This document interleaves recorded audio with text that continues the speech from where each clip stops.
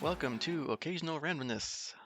I am your host, Eric Scott, and joining me as always, my fellow co-host, someone who loves a good hike through a swamp, Jason Johnson. Yeah, all I'll say is it's better than the pit of despair, though I may have lost some time off my life somewhere along the way here. Not sure what happened, but moving on. Nothing like trudging through a soundstage swamp.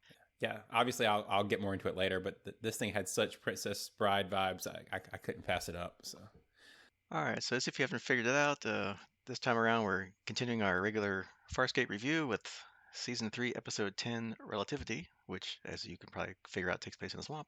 And then after that, we are going to finish our review of the Mandalorian Season 3 with Episodes 5 through 8.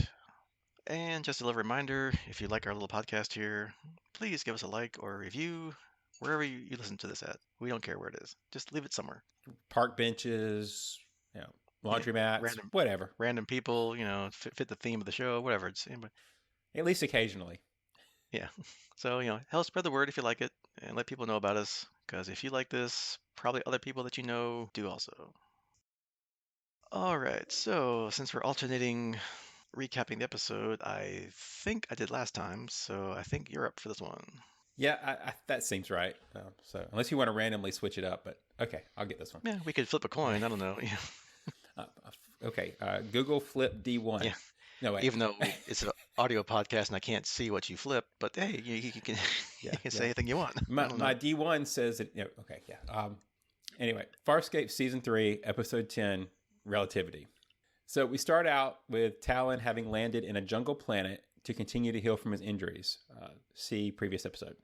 Rygel and Stark are complaining that Aeryn and Crichton were extremely loud during the night. In the next room, Aeryn and Crichton are in bed together, under the covers, and Crichton bangs on the wall, pretending to groan. As they kiss, Crace detects a ship in the vicinity and calls everyone to command. It's the Vigilant, the peacekeeper retrieval ship that's after them, and it's landed on the planet. Dun dun dun. Dun, dun, dun. Xhalax Sun and three, I'll slaughter this word, Colartus, pina coladas, whatever they are. Pina coladas, yeah. That's right. Who I'm going to definitely go borrow that one from Crichton and use that for this recap.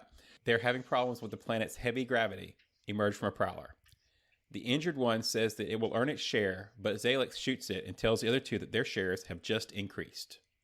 And now you know she means business, because that's some hard leadership right there. Yeah, the weak shall not inherit their portion? I don't know.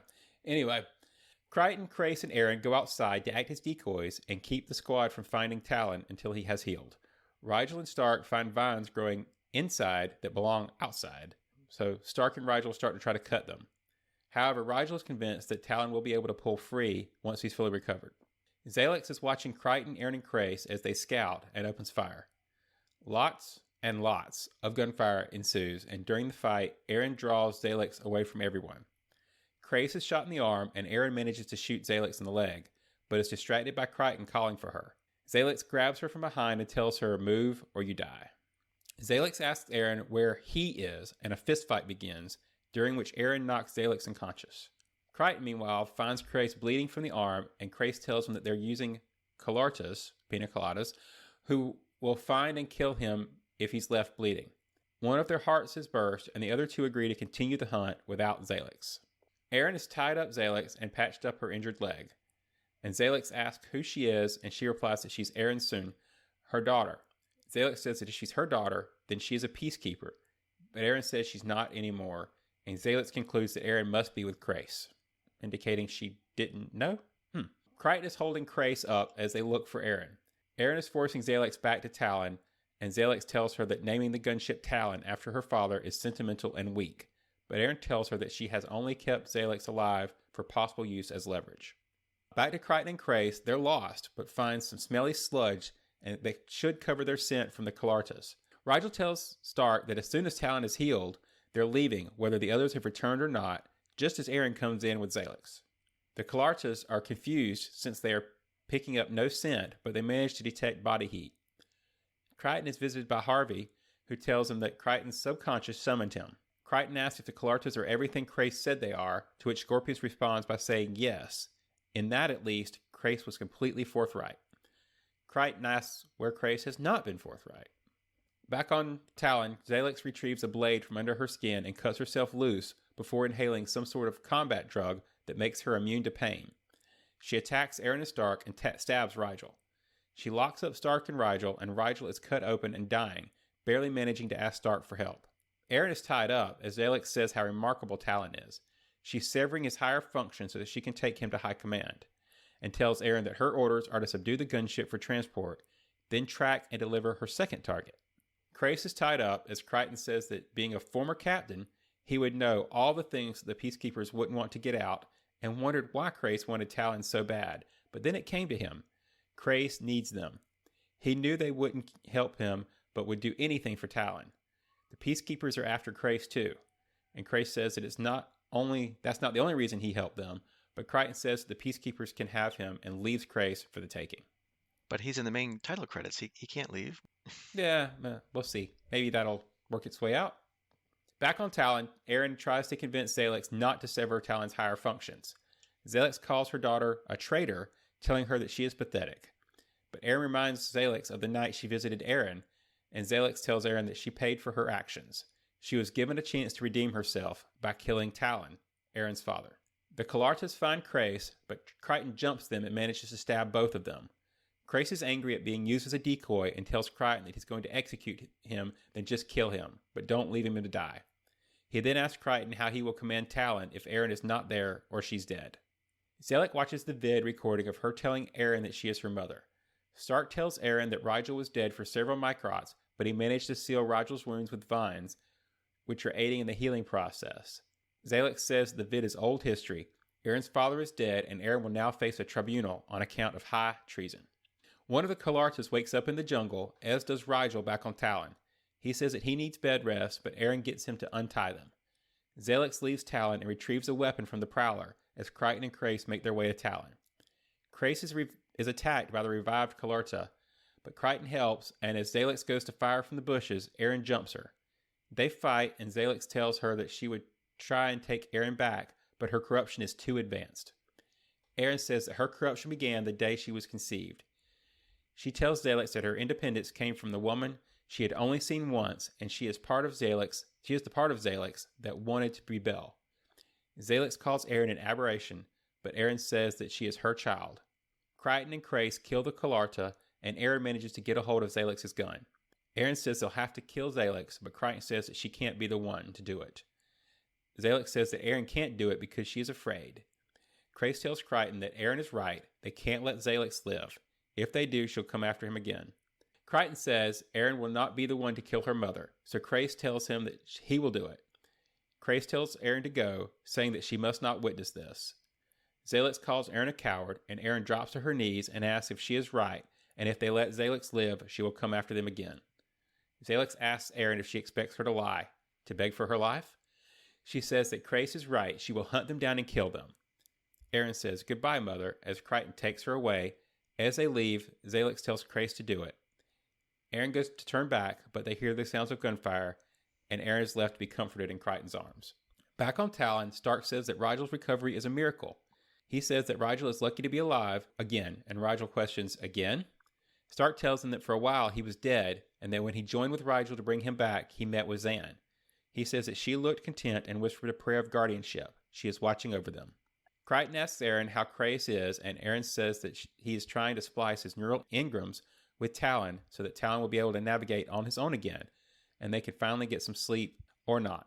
She tells Crichton that he doesn't have to wait up, but he wants to. She tells him that that's all they can do, but Crichton is concerned with a large part of Crais' sight now residing in Talyn. But it's the only way to bring Talyn back to life. Aeryn then tells Crichton that with Xhalax gone, all her connections to the Peacekeepers are completely severed. Okay, so a little bit of trivia for this episode. It's the first episode written by Rockne O'Bannon, the creator of Farscape, since the first season. The jungle planet, as we kind of mentioned earlier, was constructed on a soundstage at Homebush Bay. No location filming took place, and every type of special effect machine was used to enhance the atmosphere, including fog machines, dry ice, and fire machines.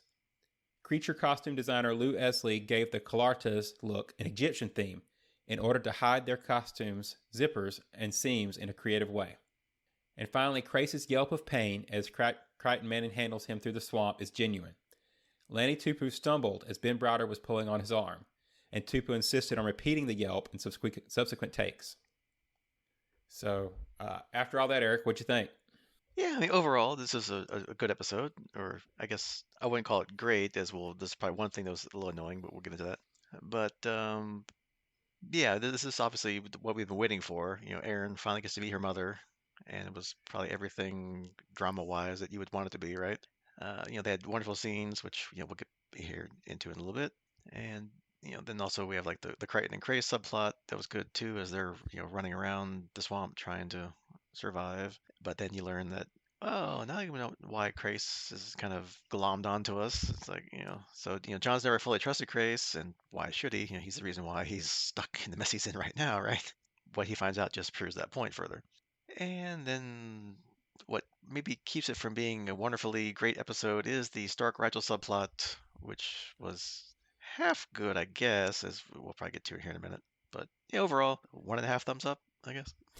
Yeah, I'll agree with that. I really enjoyed this one. I think maybe even a little more than you indicated. I didn't really get hung up on any of the points. We've kind of talked a little bit about the scenery, but I kept having Princess Bride flashbacks for the fire swamp.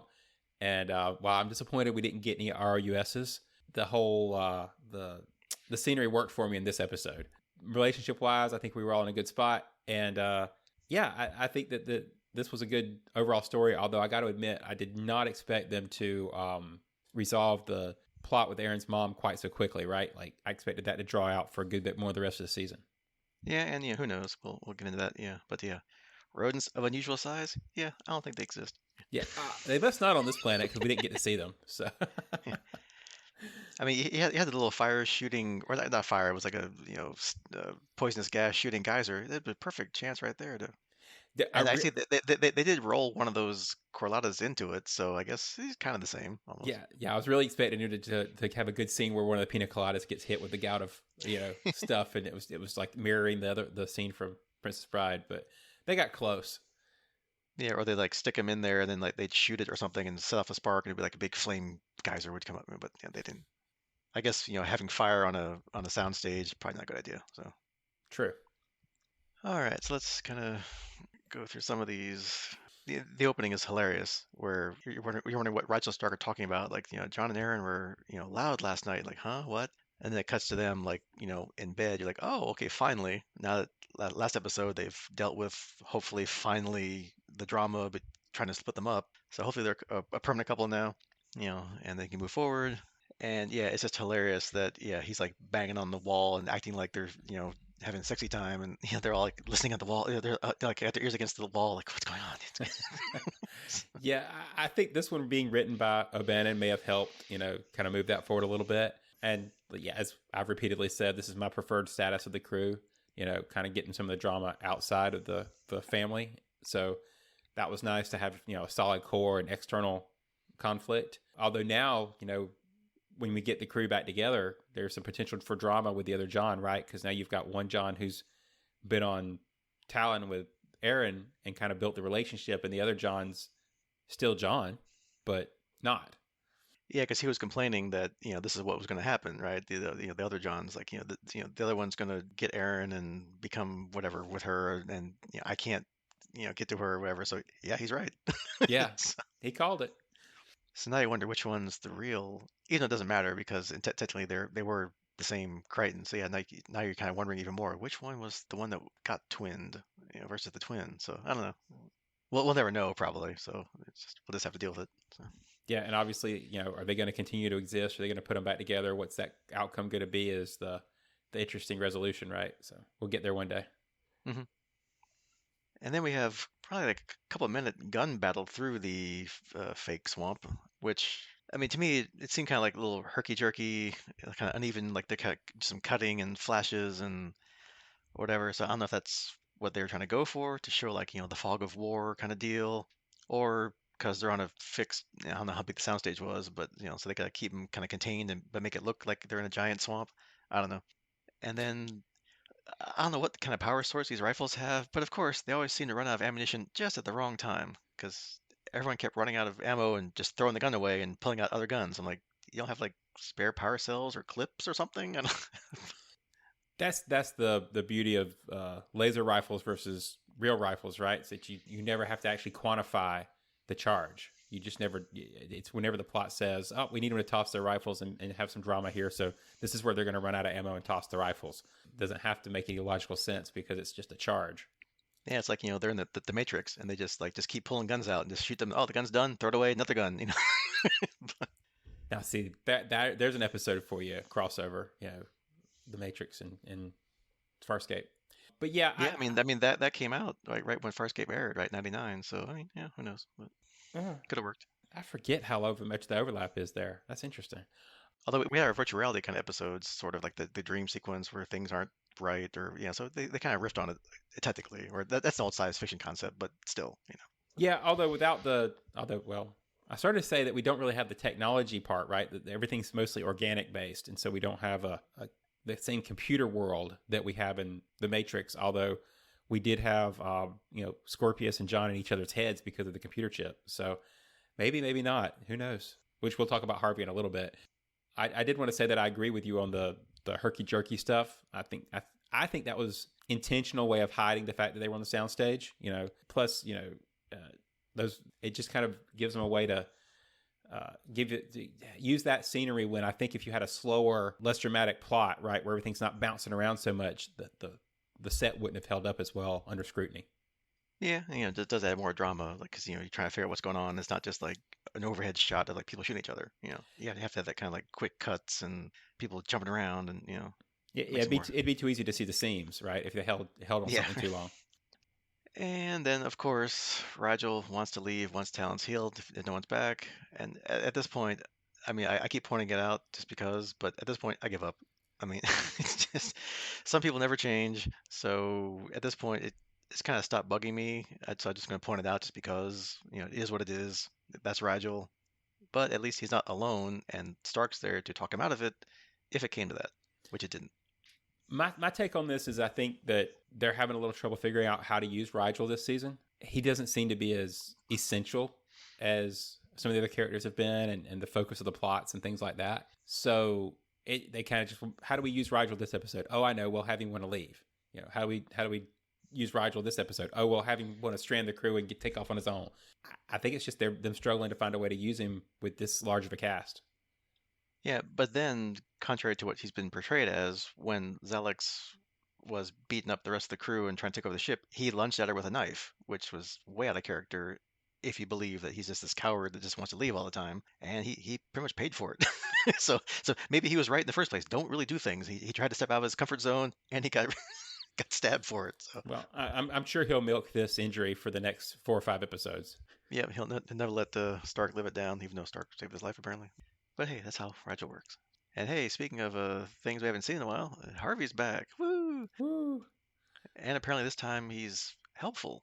So, which might be the new way Harvey's working now that he's not a neural chip trying to subvert Crichton. So he's just part of his subconscious now, and he wants to be helpful because I guess if Crichton dies, he ain't getting out this time. So, yeah. Although he is doing what he does best, he's sowing some dissent, some paranoia, some confusion with John, which feeds into John's already complete distrust of Grace that probably hasn't ever gone away. And this just reinforces the fact that, hey, that Grace guy, you never know what he's doing there. So I love it. Yeah, I was glad to see Harvey back as well. I think that's as much as I wasn't a fan of that initial plot point, I've kind of grown into enjoying the interplay, right? So that's really cool. And I'm starting to wonder if now that the chip is gone, if this is like John's subconscious, the dark and paranoid traits, right? The stuff that he's pushing away, and the personality traits that we don't want to confront, right? But being able to make it manifest it and make it into Harvey gives him a way to analyze things through that lens that he doesn't necessarily want to do, right? He wants to the good explorer, NASA astronaut part of him, is kept separate from the darker paranoid traits. I don't know, just a theory. Yeah, so it's like a split personality versus like a true another consciousness in him, right? Or like a Two-Face, like Batman villain kind of thing, right? Yeah, it just gives him like an internal manifestation to talk to and but inform him, right? Because a normal person would be paranoid of Crace, and this is John's paranoia driving it. So, And then they kind of do that little plot twisty kind of thing where you would think that Xhalax is there to also maybe take Aeryn back, but apparently she had no idea that her daughter was there. So that maybe confirms one of our theories that she had no clue that Aeryn, that Peacekeeper Command wasn't telling her about Aeryn. They were on to Krace instead, which they knew Krace had Talyn. Probably didn't necessarily know or think that maybe Aeryn might be around there too. So why tell mom, right? Because who cares? So, and Krace is probably the more important of the two to grab anyway, because he's in command of Talyn, and like Harvey said, Krace knows things because he's got all the Peacekeeper Command knowledge and whatever. So that's the one to target. So you can have your rogue peacekeeper captains running around the galaxy and having it kill that peacekeeping vibe, and we're in charge and we're in command, we know what we're doing. It's like, oh, we got this rogue dude running around, so nope, gotta get him and take care of him. yeah, and although I don't think Aeryn was part of the package overall, just kind of a way to get to Krace and Talyn when she showed up, I kind of wonder what Peacekeeper's Command's thought was there, because they knew she was there too. Is she not that level of threat, right? She did the stuff that she knows isn't as bad of a look. I don't know. It makes me wonder. But obviously, like you say, Krace was the big target, and he was higher ranking, so that makes sense. I'm surprised that Aeryn wasn't part of it at all. Yeah, I mean, they were on those wanted posters or wanted whatever robot, protection things, last season. But yeah, maybe now that, Scorpius has his chip, he's doing his wormhole research. It's like, Aaron's not the concern anymore. I don't care. We don't care about her anymore. But Grace, yeah, we can't have him running around with this gunship. We got to take care of that. But who knows? We'll see. I'm sure they'll keep trying because they didn't get him, either of them. That's right. And hey, so here's a neat trick on how you escape from some bonds. So, Zedlex gets captured, gets bound up, and yeah, she just happens to have a knife like under her skin, like ow, and she like cuts it out. I mean, that's dedication. I mean, that's some hardcore training in how to escape from your prisoners. That's cutting edge technology. Yeah, that's right. And it's definitely a different take on escaping from your bonds. So it's not like, you find something sharp and cut yourself. It's like, no, you have something sharp in you. And then of course she stabs Roger with it too. So hey, it's dual use. Yeah, I get your point, but I guess the positive there is that it couldn't be poisoned if it was inside of her, right?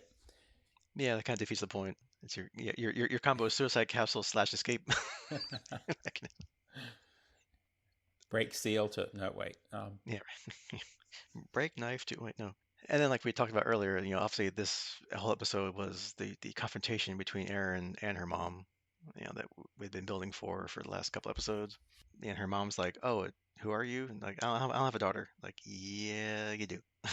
Don't you remember the thing? And then she plays into it. It's like, "Okay, fine. Well, then, you made me have to kill your father because they found out about us, and I'm going to take you back to stand trial for high treason." It's like, "Yeah, great, thanks, mom. I'll just stay here, really." Yeah, and it was a great example of how irredeemable most peacekeepers are. I mean, even her daughter's not enough to bring her back. But in a way, I was kind of glad for that, because I was kind of worried that we were going to go into this and have it be love wins out, and we keep redeeming peacekeepers, and then we're just going to end up with an entire crew of redeemed peacekeepers. We keep going, how many can all be saved, and you end up with all that. It's like, no, they're really completely brainwashed zealots for the most part, and Aeryn is going to be the exception, not the rule.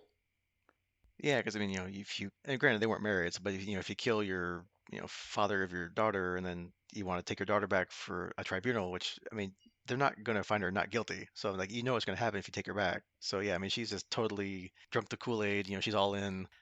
She's going to do whatever she can do to keep her place in the only job she knows, right? So And she tells them as much, right? They have to kill her to.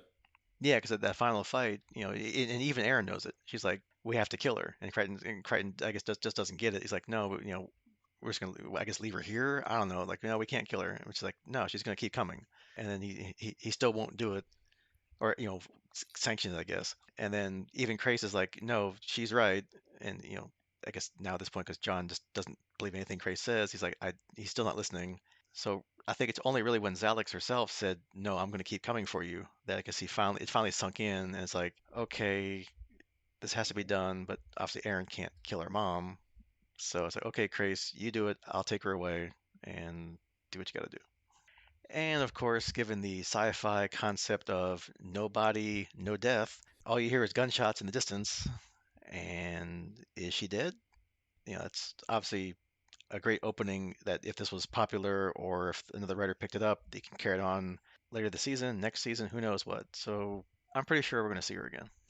Yeah, I mean, for some shows, I would assume that they were just avoiding a death scene. If you set the expectation that she gets shot, you hear it, you see the characters flinch and all that kind of stuff, then you get the feeling that, oh yeah, she got shot. But Farscape's really never been afraid to show you things like that. So I don't think that was it in this case. And it seems convenient that in the same episode that they showed us Crace's treachery and that what he was really up to the whole time and using them, they give him an out because he quote killed Xhalax. Then it could be, but like you say, they can always just bring it back and it's chalk it up to Crace being Crace. Yeah, or if you kill her, then this is going to send somebody else. And at least here you might have some leverage, if she has some kind of remorse for her daughter or something, I don't know, you can play it up. And again, it's better drama than just some strange new people coming along. So, Yeah, better the devil right. Right. All right, and then we wrap things up nicely as we do in Farscape. Well, not really, but with learning two new things, one good and one not so good. So the good, kind of, is that when Rygel was bringing Stark back from the dead, he says he saw Zan and says that she's watching over them. So that's cool. Yeah, she's still around, like, in spirit. Unfortunately, no actress, but yeah. Yeah, well, I guess when the blue makeup's killing you, I guess you're kind of done. I don't know. And the bad thing, or at least bad for the crew, great for drama, is that Crace is apparently splicing his neural engrams in with Talyn to fix Talyn's damage. And John doesn't like that, and he's probably right given what happened last episode. So this is probably not going to end well at all, I'm sure. Yeah, I was wondering how they were going to handle Aeryn destroying her link last episode, and now that Crace is completely spiced in like this, and will have even more control and influence. Yeah, I think we're setting ourselves up for a bad fallout next time we get back to this crew. Yeah, or if we ever do our Star Trek original series watch of episodes, since you haven't seen most of them or any of them, there's one called The Ultimate Computer, where the Enterprise gets the honor of having this computer be able to take over all the functions of the ship and only run with a couple of people on the ship versus the whole crew. And that computer's new approach was that its designer, he put his engrams into the computer. And of course, the computer goes nuts, takes over the ship, and wants to kill everybody. So that's what I'm thinking. Like, this is the same thing in that show. This ain't gonna go well. This is gonna be trouble 2 episodes from now, because next episode will be about Moya's crew. So we'll see what happens 2 weeks from now. You said trouble, and I thought we were gonna have tribbles. But anyway, hey, my little bit of Star Trek knowledge. Yeah. That's just because it was in one Deep Space Nine episode. That's probably... Yeah. I think it got referenced on some other sci-fi show. But anyway. All right. So before we wrap up, or we are wrapping up, any other comments about this episode? No, I mean, just to kind of recap, I did really enjoy this one. I think it goes high on my list of the season. I like the interplay. I like the resolution. I liked, the family drama. So this was one of my favorite split crew episodes so far. Yeah, like I said, 1.5 thumbs up, just because I said I didn't like what Rygel did, but then again, I also said I'm over it, which I guess I'm not because I mentioned it. So yeah, we can tell you're over it. It's okay. Yeah, I'm fine. I don't care. But yeah, definitely another solid episode of the season. All right, so before we jump into Mandalorian Season 3, to give people time to jump away if they don't care or haven't watched it yet or whatever, we'll just tell you what's up next for Farscape. So next time around will be Season 3, Episode 11, Incubator. And playing our usual game of what does that mean? Well, two things possibly. Obvious one is what it is. The main definition is an incubator is used to help grow or protect like prematurely born things like, eggs or babies, little microorganisms, stuff like that. So this could be like an alien type episode where something gets implanted in one of our characters or more than one of our characters, and they're carrying it around and have to try to deal with that. Or having worked in IT for decades and having watched all of Silicon Valley, it could be some kind of like maybe tech or science startup or collective kind of thing, like a think tank maybe. So maybe we might get more of Scorpius and his wormhole research, possibly. I didn't think about it until you mentioned it, but I really do like that approach. It may be the former, but given that last time the upcoming split crew B, or whatever we're calling them, A and B, how we're going to handle it, is the one that seems to be dealing with Scorpius plot with the wormhole tech. I think that you're right. I think we may be switching back and seeing Scorpius's next move and how that crew's going to deal with it. Yeah, because we already had like the alien microbe, like that smart virus from last season that already took over people and jumped around. So I mean, Well, yeah, I mean it's sci-fi and they reuse stuff, but they kind of already did a good episode on that like last season ago. So hopefully it's not that. and this same crew just dealt with possession already. Like they literally were possessed last episode. Good point too. So hopefully they won't go back to that so soon. So They're just constantly getting something embedded in them, just yeah, nonstop. Every time we go back to them, something new embeds itself. people get cloned, they get stuff in them, they whatever. It's just that's how we roll now. That's all Farscape is. All right, so that's your homework for Farscape. And if you're leaving, we'll see you next time. If not, hang around for a couple seconds, and we'll jump into Mandalorian.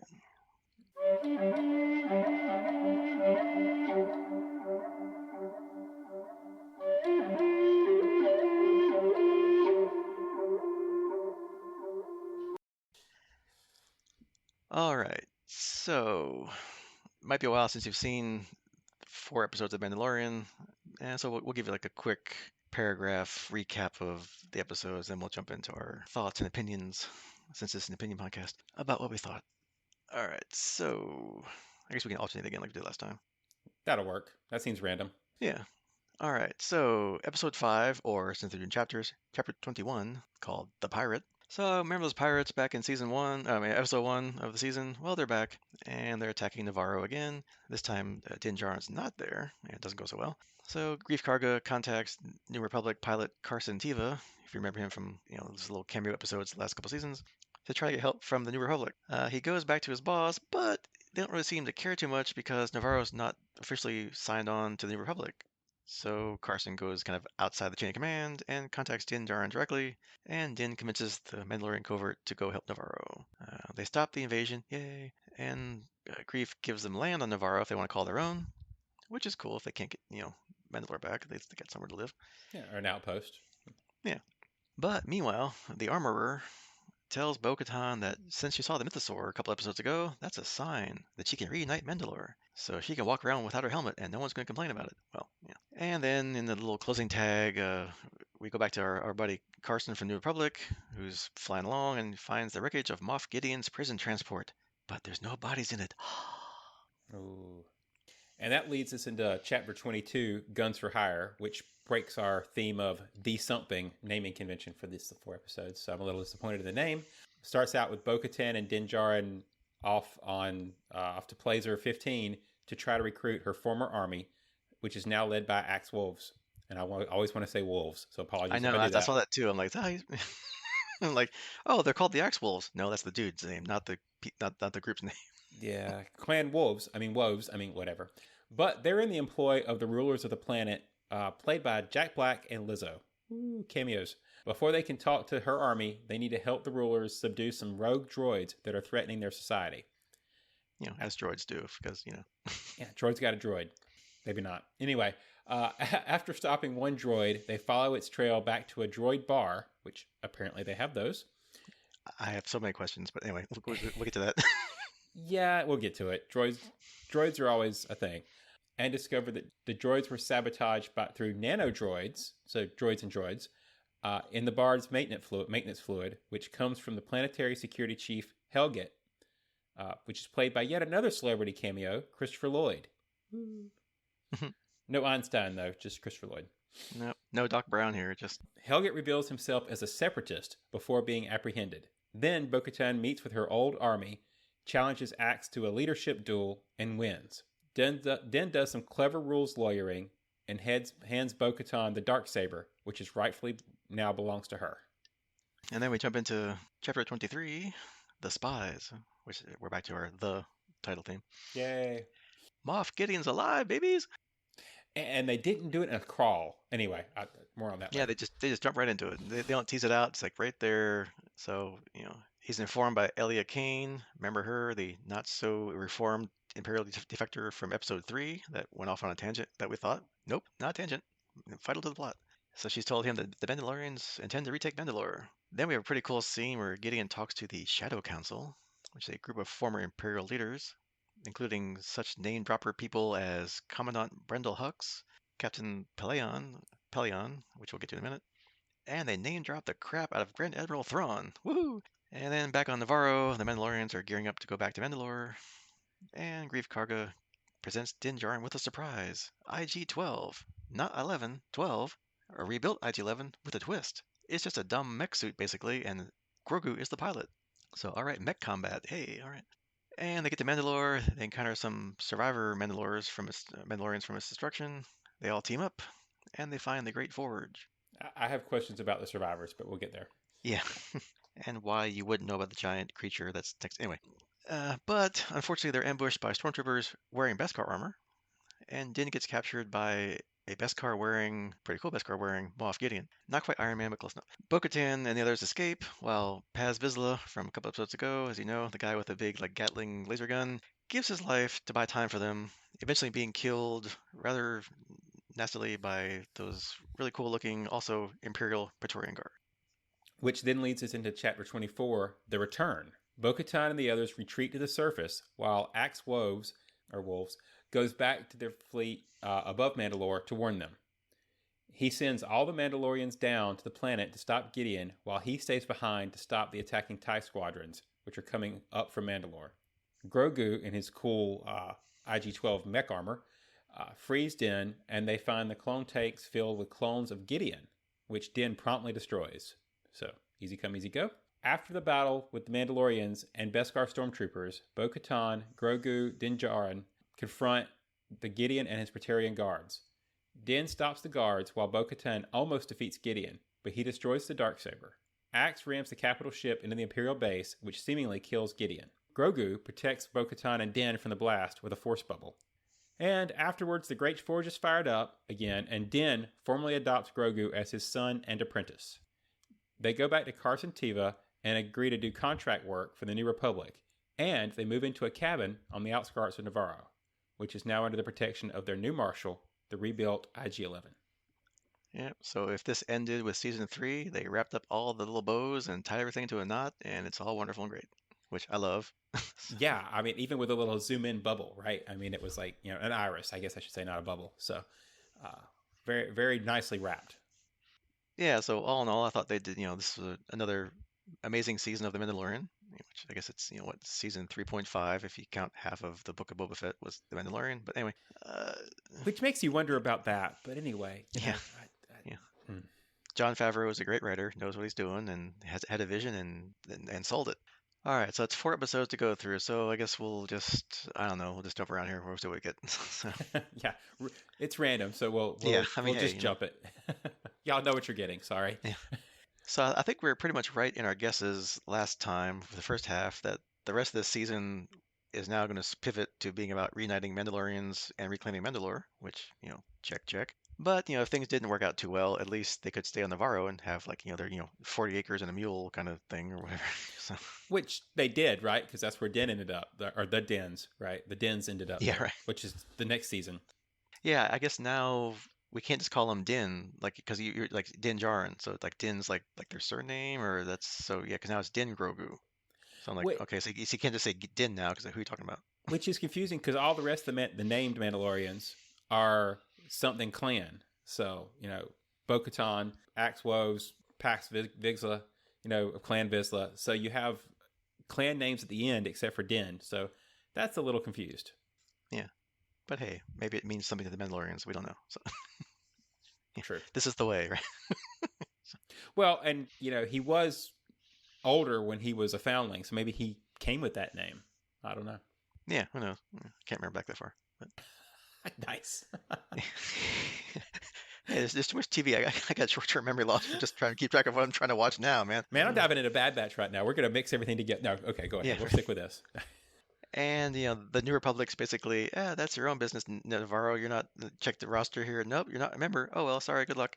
Which, I mean, that kind of sucks, but I guess, they're dealing with their own problems of building a new government.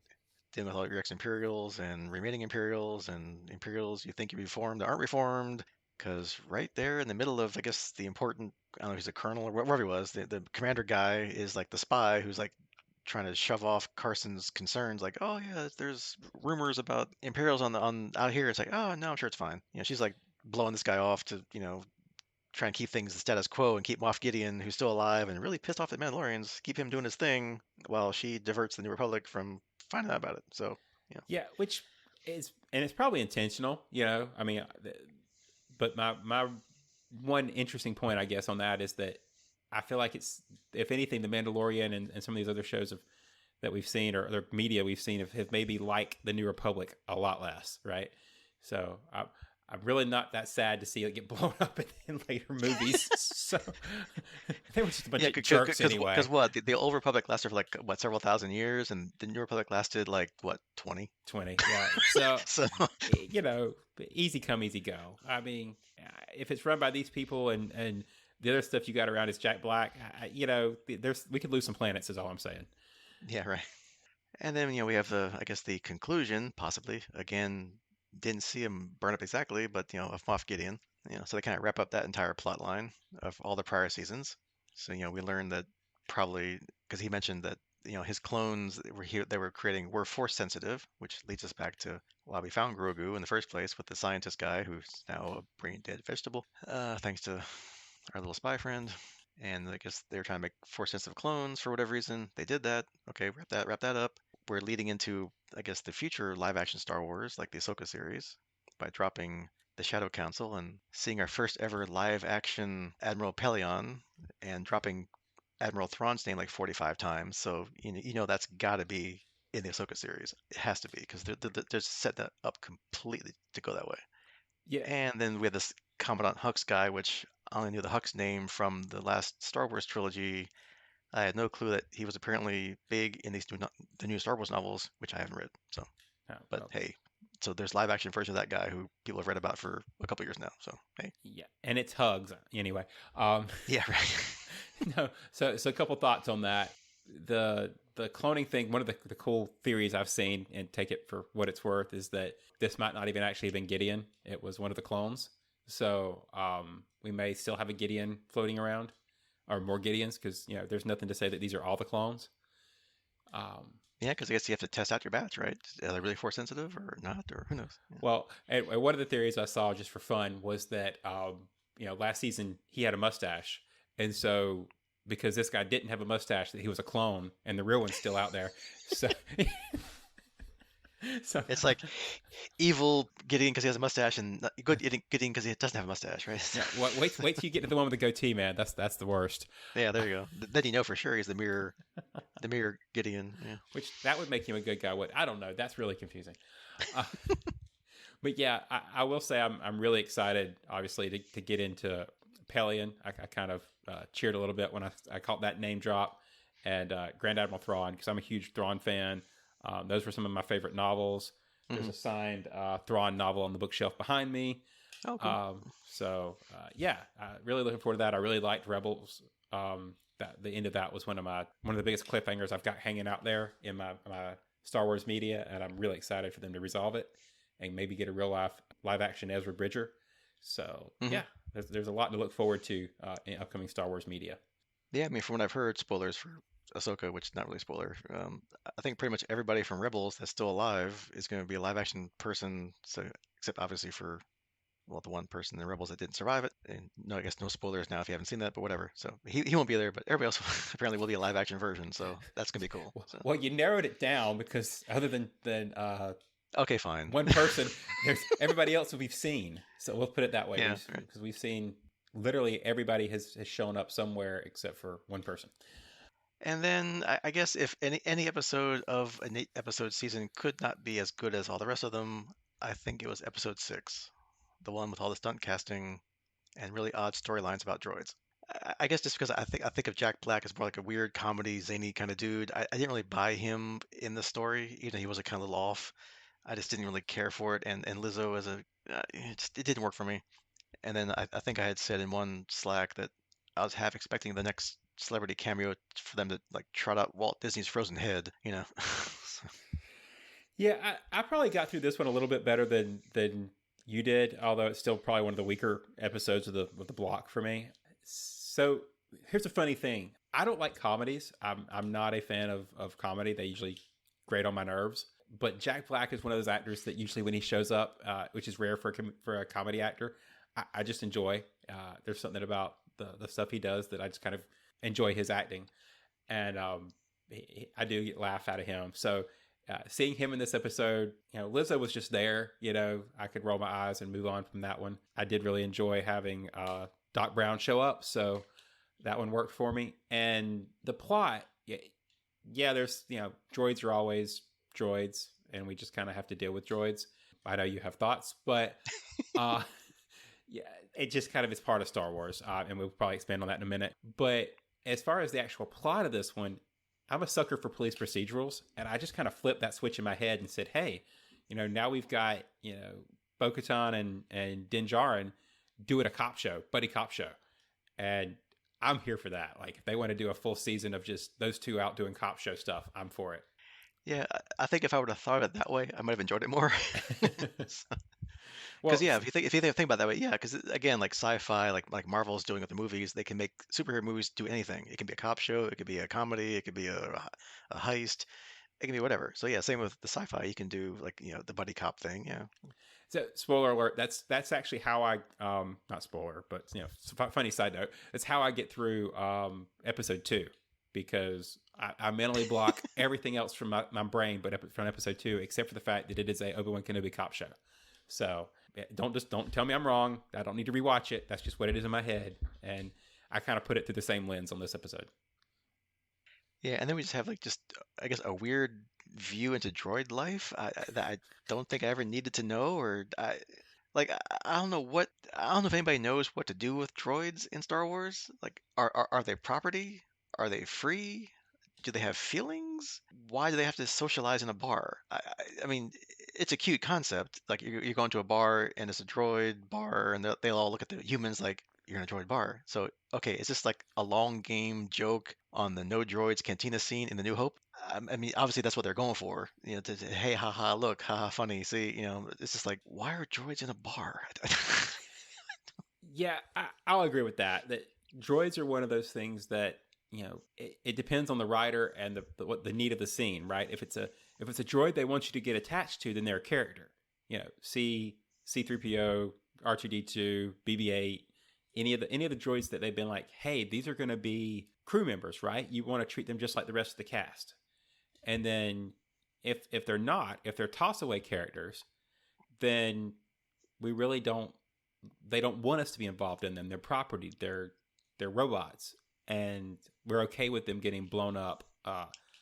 See battle droids. Yeah. So Yeah, thousands and thousands of battle droids. Right? yeah, I mean mass murder, right? I mean it's and there's been other ones like the pilot droid thing in Solo and different things like that where you're like, yeah, okay, maybe get attached to that droid, but don't get too upset. We can use it for comedy or whatever if it gets blown up.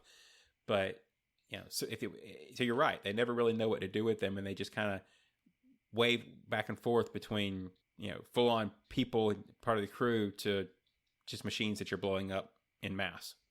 Yeah, and I wouldn't harp on it, but it's just because other droids they haven't gone this much detail into them. So they're there, they're characters, they're doing a little thing, but to have like a whole backstory now, I'm like, I didn't think about that before, but now you're making me think about it. Why? I don't want to think about it.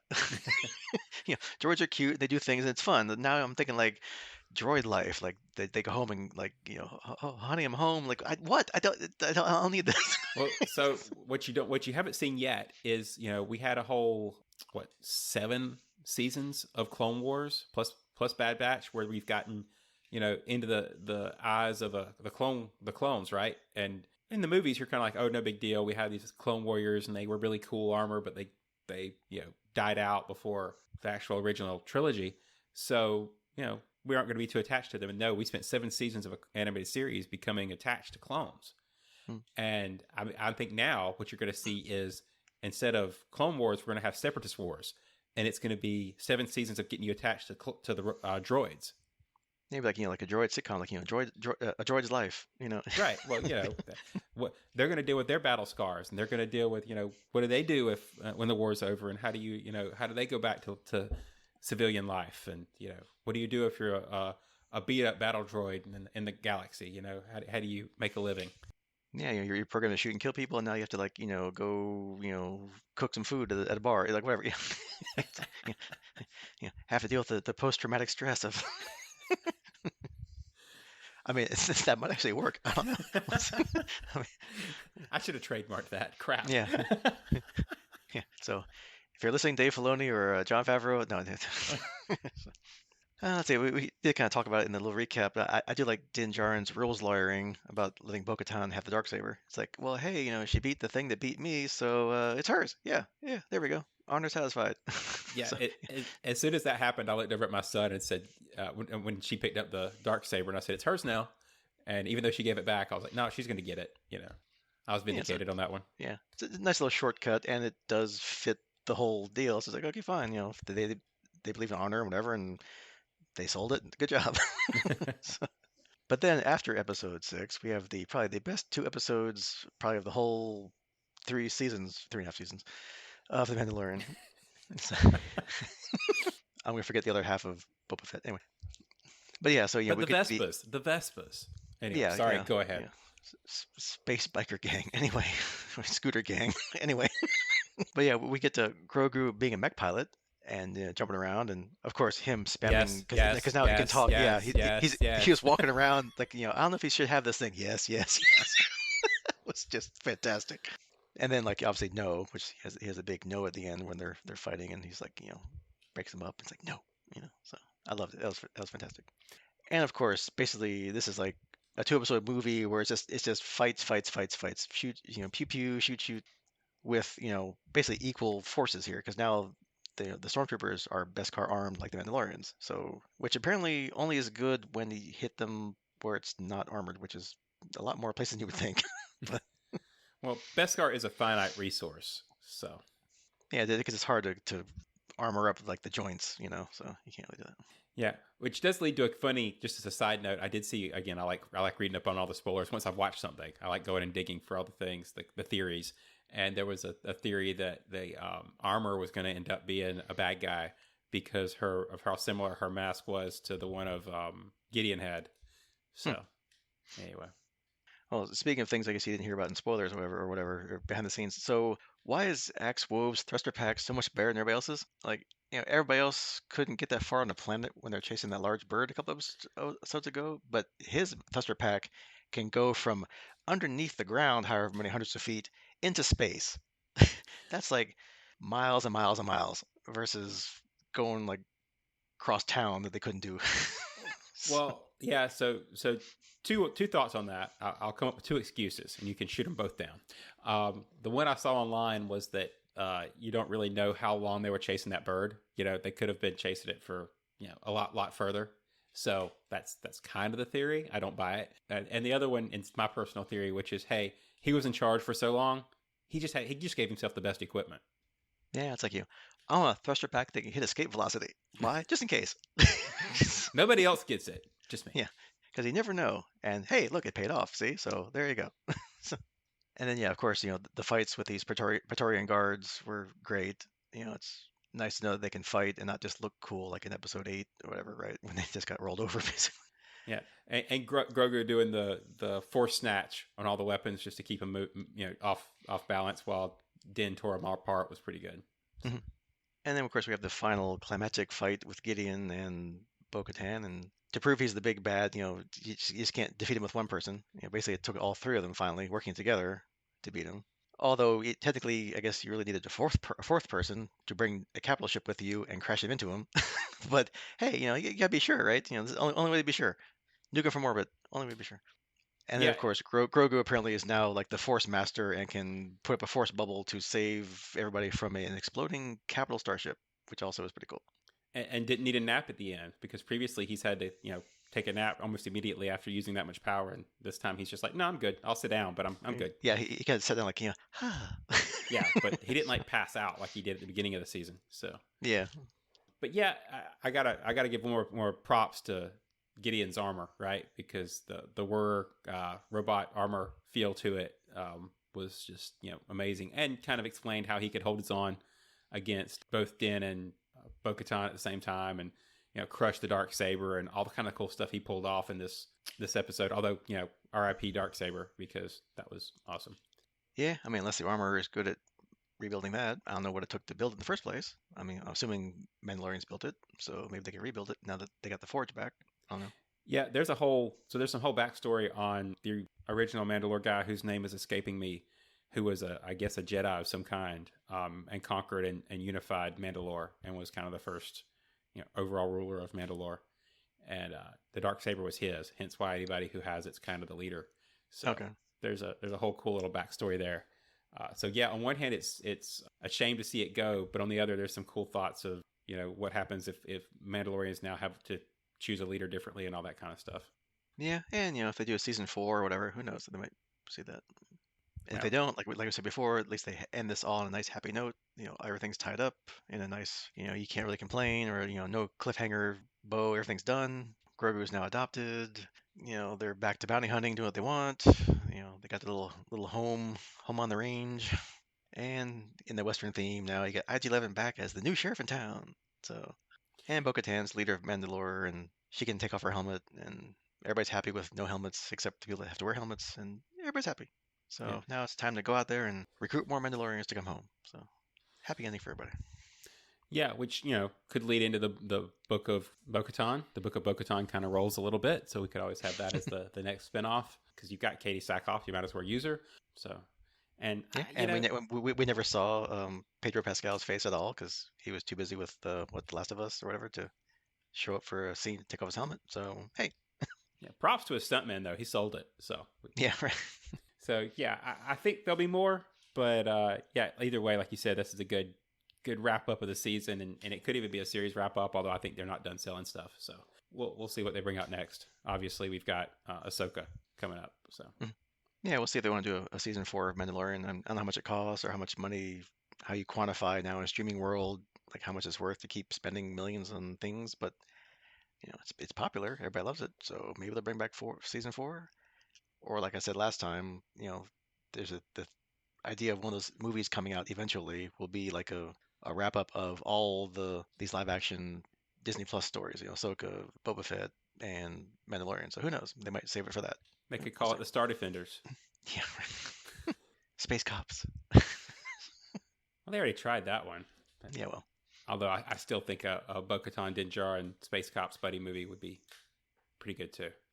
Well, you have to go out and get new Mandalorians, so you got to go where they are. So you never know. All right. Anything else to rave about Mandalorian season 3?